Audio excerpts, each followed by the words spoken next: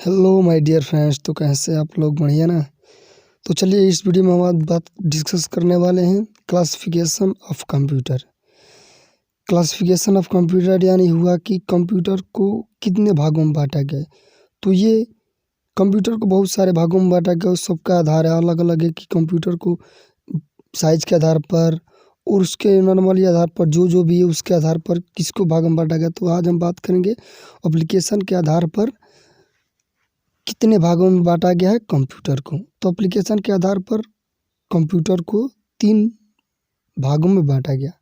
तो इसके बारे में हम पूरा डिटेल्स बात करेंगे। तो मेरे चैनल पर नया हो तो मेरे चैनल को सब्सक्राइब कर ले और वीडियो पसंद आए तो लाइक करें और ज़्यादा से ज़्यादा अपने दोस्तों में शेयर करें। थंबनेल आप देख पाए होंगे, मैं दिखा भी दिया। तो चलिए इस वीडियो को आगे करते हैं और जानते हैं एप्लीकेशन के आधार पर जो कंप्यूटर होता है 3 भागों में बांटा गया है। तो कौन कौन? तो पहला है एनालॉग कंप्यूटर, फिर डिजिटल कंप्यूटर, फिर हाइब्रिड कंप्यूटर। एनालॉग कंप्यूटर क्या होता है और डिजिटल कंप्यूटर क्या होता है और हाइब्रिड कंप्यूटर क्या होता है। एनालॉग और डिजिटल और हाइब्रिड। और इस चैनल पर मैं डेली बाय डेली एक ना एक वीडियो डालता रहता हूँ कंप्यूटर से रिलेटेड। आपके कोई भी एग्ज़ाम की तैयारी कर रहे हैं तो इसके लिए बहुत इम्पोर्टेंट हो जाता है। तो इस वीडियो को अंत तक आप ज़रूर देखें और वीडियो पसंद आए तो लाइक ज़रूर करें। तो ये आपको यहाँ पे शो हो रहा है कि analog computer, digital computer, hybrid computer. Analog computer का क्या यूज़ होता है, डिजिटल कंप्यूटर का क्या यूज़ होता है और हाइब्रिड कंप्यूटर का क्या यूज़ होता है, जो एप्लीकेशन के आधार पर इसे बंटवारा किया गया है।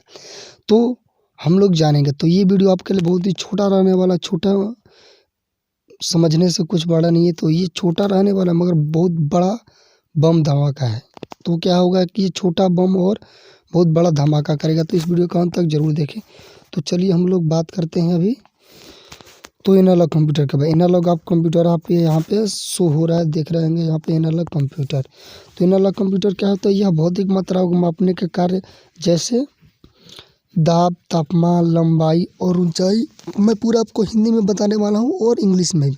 तो इस वीडियो को अंत तक आप ज़रूर देखें और ज़्यादा से ज़्यादा अपने दोस्तों में शेयर करें। तो ये भौतिक मात्राओं को मापने का कार्य करता है। जैसे में क्या हो गया, दाब को मापता है, ताप को मापता है, लंबाई को मापता है, ऊंचाई को मापता है आदि को माप कर उसके परिणाम अंकों को व्यक्त करते हैं। ये क्या करता है कि एनालॉग कंप्यूटर क्या करता है कि ये अपने भौतिक कार्यों को मापता है। भौतिक मीन्स क्या, जो दिखाई दे हमें उसी को भौतिक कार्य करते हैं। जैसे में लंबाई मापना है, ऊंचाई मापना है आदि को मापने के परिमाप को क्या अंकों में होता है। तो उसे क्या कहते हैं हम लोग? तो उसे एनालॉग कंप्यूटर कहा जाता है। ठीक है। इसका प्रयोग विज्ञान एवं इंजीनियरिंग के क्षेत्र में किया जाता है क्योंकि इन क्षेत्रों में परिमाप का अधिक प्रयोग होता है। इसका प्रयोग कहाँ होता है? तो इंजीनियरिंग और जो क्या होता है विज्ञान के क्षेत्र में, साइंटिफिक के क्षेत्र में इसका उपयोग किया जाता है। ठीक है। फिर चलते हैं आगे, चलते हैं हम लोग। फिर आता है डिजिटल कंप्यूटर। मैंने बताया एनालॉग हो गया, फिर डिजिटल। डिजिटल मीन्स क्या हुआ, जिसमें डिजिट 1 0 1 0। डिजिटल मीन्स क्या होता है? 1 0 0 1 पर काम करें। डिजिटल का अर्थ होता है, अर्थात डिजिटल कंप्यूटर वह कंप्यूटर है जो अंकों की गणना करता है। क्या करता है? जो अंकों की तो क्या डिजिटल कंप्यूटर में 2 अंक, जैसे मैंने बताया आपको 0 और 1 होते हैं, जिसे बाइनरी नंबर सिस्टम कहते हैं। आपको पता है कि बाइनरी नंबर क्या होता है? तो 0 1 और 1 0 ये होता है। इन्हीं के आधार पर यह कार्य करता है। इन 2 अंकों को बिट कहा जाता है। क्या कहा जाता है? बिट कहा जाता है। क्या कहा जाता है? बिट। बिट का मतलब क्या हुआ कि ये BIT। बिट कैसे बना रहा है? तो बाइनरी डिजिट से बना है।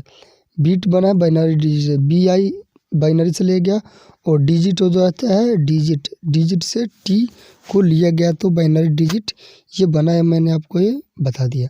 फिर नेक्स्ट चलते अगला चलते हैं अपना। नेक्स्ट आता है क्या, जो डिजिटल कंप्यूटर उसका उपयोग कहाँ पे होता है? तो हम विभिन्न अनुप्रयोगों जैसे शिक्षा, बैंकिंग, व्यापार, मनोरंजन इत्यादि में डिजिटल कंप्यूटर का इस्तेमाल करते हैं और आजकल ये काफ़ी लोकप्रिय भी है। जैसे हम लोग क्या करते हैं, बैंक में जाते हैं, शिक्षा के क्षेत्र में जैसे में स्कूल हो गया, कोचिंग हो गया और जितना भी हो गया संस्था, उसमें क्या होता है। और मनोरंजन के लिए क्या डिजिटल कंप्यूटर का यूज किया। फिर अपना थर्ड नंबर आता है क्या कि हाइब्रिड कंप्यूटर। हाइब्रिड मीन्स क्या होता है कि एक संकर होता है, जो आप बायोलॉजी के क्षेत्र में जाएंगे पढ़ेंगे तो हाइब्रिड मीन्स क्या होता है, संकर। संकर हाइब्रिड सीड्स आता है, मीन्स क्या, संकर बीज आता है, तो वो नहीं पढ़ना है आपको। तो हाइब्रिड कंप्यूटर, तो ये क्या होता है, तो वे कंप्यूटर जिन्हें एनालॉग और डिजिटल कंप्यूटर दोनों के गुण हो, माने वैसा कंप्यूटर जो दोनों शामिल हो, जैसे में क्या हो कि आपका एनालॉगिक कंप्यूटर हो और क्या कि डिजिटल कंप्यूटर, दोनों शामिल कर देने पर, दोनों को मिला देने पर क्या बनता है, हाइब्रिड कंप्यूटर यहाँ पे आपको बन जाता है उसे।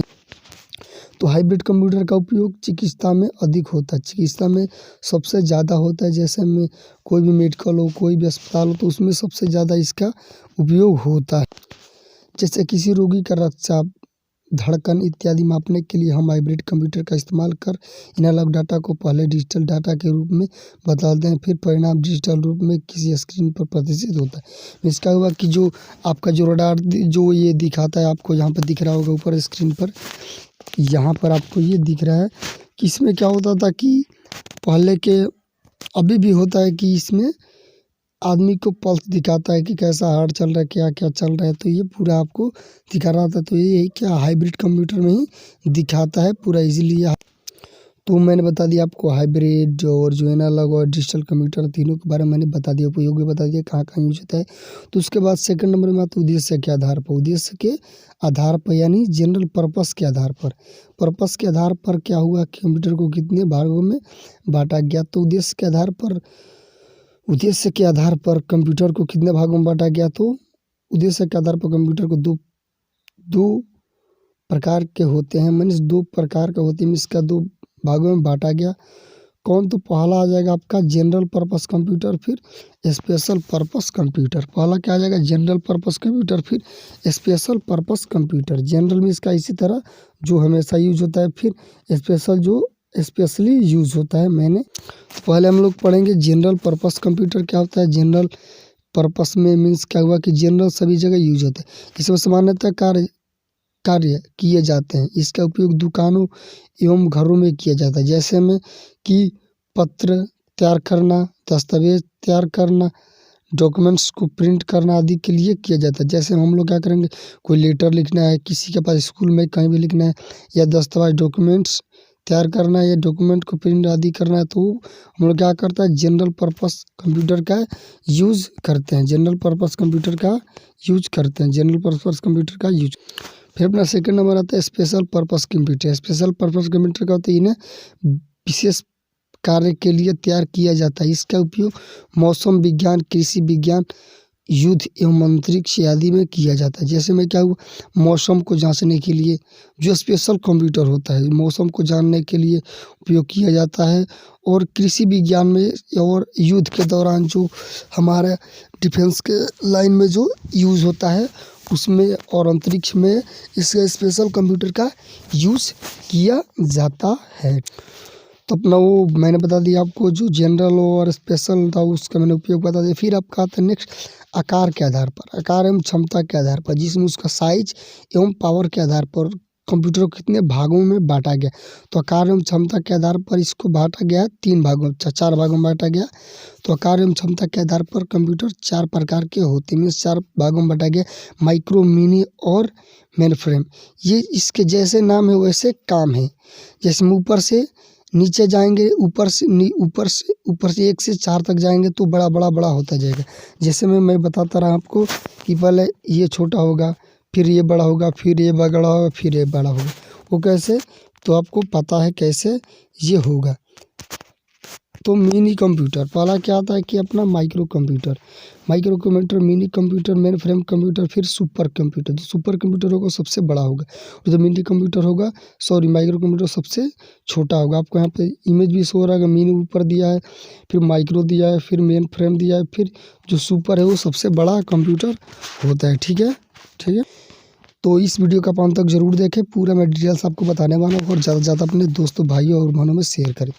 तो चलिए पढ़ते हैं माइक्रो कंप्यूटर पहले क्या होता है। इस कंप्यूटर को माइक्रो कंप्यूटर दो कारणों से कहा जाता है। पहला क्या है, तो पहला इस कंप्यूटर को माइक्रो प्रोसेसर का प्रयोग किया जाता है। जैसे मैं आपको यहाँ पर दिख रहा है माइक्रो का प्रोसेसर का उपयोग किया जाता है किसी में, तो माइक्रो कंप्यूटर में माइक्रो प्रोसेसर का उपयोग किया जाता है। दूसरा क्या हो जाएगा कि यह कंप्यूटर दूसरे कंप्यूटर की अपेक्षा आकार में छोटा होता है होने की इसे स्टडी टेबल और ब्रीफ केस में रखा जा सकता है। बस क्या होता है, जो माइक्रो कंप्यूटर होता है छोटा होता है, इसे हम लोग अपने बैग में टैबलेट के जैसे इसे क्या स्टडी करने के लिए रख सकते हैं। तो ये होता है माइक्रो कंप्यूटर। क्या होता है, तो ये होता है माइक्रो कंप्यूटर। फिर अपना नेक्स्ट देखते हैं क्या आता है। तो माइक्रो कंप्यूटर में ये आता है इसकी कार्यप्रणाली को लगभग बड़े कंप्यूटर के समान होती है, परंतु इसका आकार उतनी तुलना में कम होता है। इस कंप्यूटर पर सामान्यतः एक ही व्यक्ति कार्य कर सकता है। मैंने बताया आपकी को क्या ये इसका साइज छोटा होता है, मगर ये काम दूसरे कंप्यूटर की अपेक्षा सही करता है, मगर ये क्या करता है, इसका साइज छोटा होने के कारण। फिर आता है माइक्रो कंप्यूटर में क्या कि माइक्रो कंप्यूटर को पीसी भी कहा जाता है। जो माइक्रो कंप्यूटर है उसको पीसी भी कहा जाता है, मीन्स का पर्सनल कंप्यूटर भी कहा जाता है। क्या कि हमेशा एक आदमी यूज करता है तो उसे पर्सनल कंप्यूटर भी कहा जाता है। तो पीसी को विभिन्न भागों में बांटा गया। तो कौन कौन, desktop computer, laptop computer, pamphlet computer, notebook computer, tablet computer, ये 5 भागों में बटा गया। आपको यहाँ पे लैपटॉप दिख रहा है, टैबलेट दिख रहा है, पैम्पलेट कंप्यूटर दिख रहा है, फिर नोटपैड कंप्यूटर दिख रहा है। जो पर्सनल कंप्यूटर को 5 भागों में बांटा गया, आपको ये याद रखना है। तो फिर चलिए नेक्स्ट बात करते हैं मिनी कंप्यूटर आता है सेकंड नंबर में। मिनी कंप्यूटर माध्याकार के मल्टी प्रोसेसिंग और मल्टी यूज़र कंप्यूटर है। ये कंप्यूटर माइक्रो कंप्यूटर से कुछ अधिक गति और मेमोरी वाले होते हैं। इससे एक से अधिक सीपीयू हो सकते हैं। ये माइक्रो कंप्यूटर में महंगे होते हैं। और क्या होता है, जो माइक्रो कंप्यूटर उससे थोड़ा ये ज़्यादा कॉस्टली होता है, ये ज़्यादा महंगा होता है, इसलिए इसे मिनी कंप्यूटर कहा जाता है। मिनी में से ये छोटा भी होता है, मगर ये माइक्रो कंप्यूटर से बड़ा होता है। और ये प्रोसेसिंग और मल्टी यूज़र कंप्यूटर है, जिसका वह प्रोसेसिंग करता है ये काम को और आगे काम को बढ़ाता है। फिर आता है मिनी कंप्यूटर माध्य, तो मैंने बताया कि ये सीपीयू के अंदर काम करता है।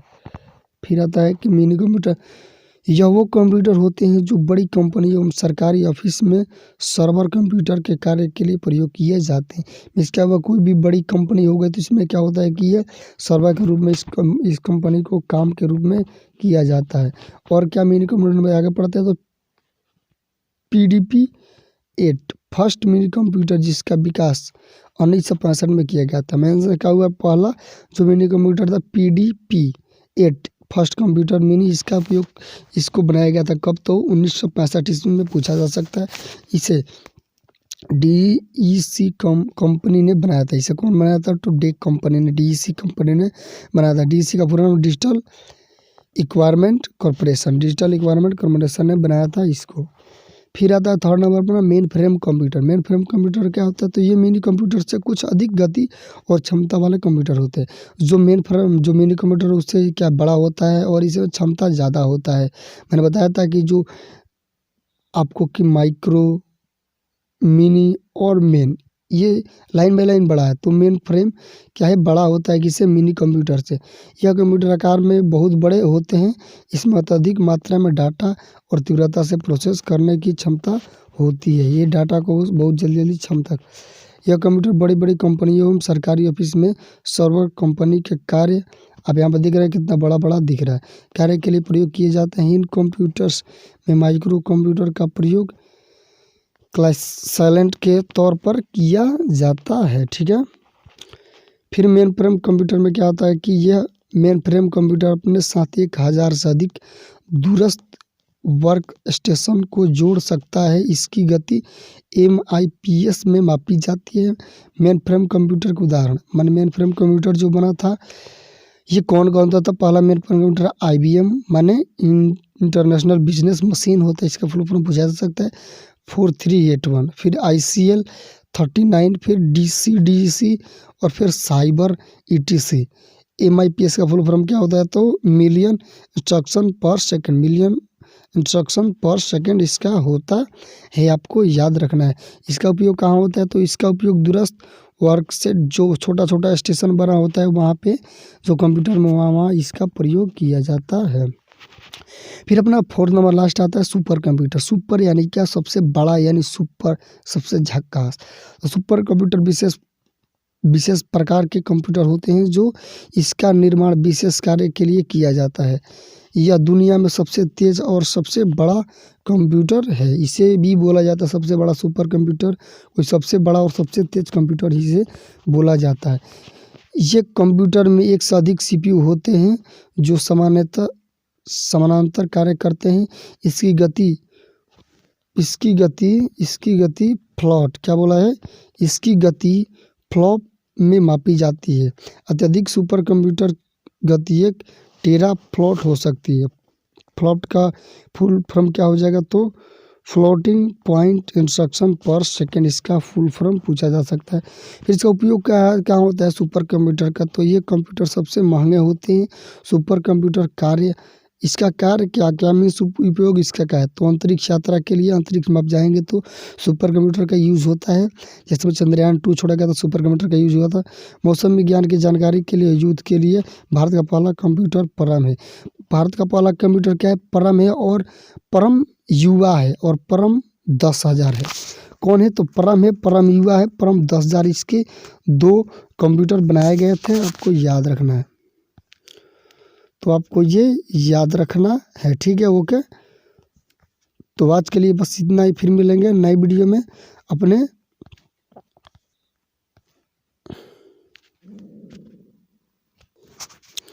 तो बस आज के लिए इतना ही। Thanks for watching my video. तो जाते जाते बोलेंगे चैनल को सब्सक्राइब कर ले नए हो तो, और वीडियो को लाइक करो, ज़्यादा से ज़्यादा अपने दोस्तों में शेयर करें। जय हिंद, जय फरंग, जय हिंद, जय भारत।